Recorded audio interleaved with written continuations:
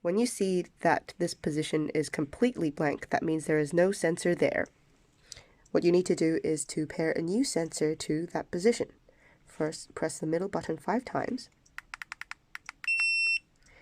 The front left will flash. Now, use the left or right button to choose your desired position. In this instance, we press the right button once to go to the front right. Now we take the new sensor, give it a bit of a shake,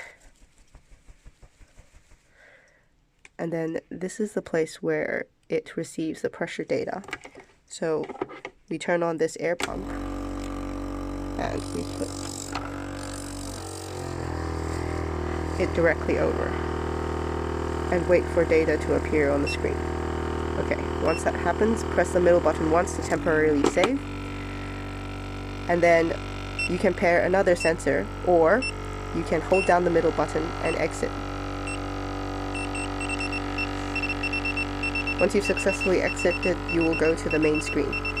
That's how you do it.